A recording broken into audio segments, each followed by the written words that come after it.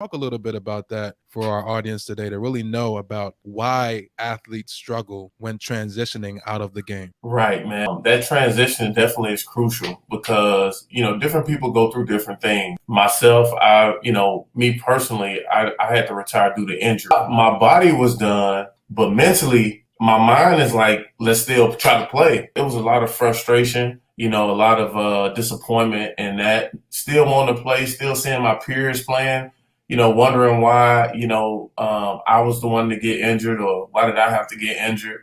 My transition was smoother than most because I knew my body was wearing down. So I ended up getting my real estate license while I was still playing. Just trying to set everything up. And that's what I do now when I'm talking to athletes that's still playing and ones that's retired. We're not going to play forever, even though we think we are. Every Right. day you play, you one day closer to retirement.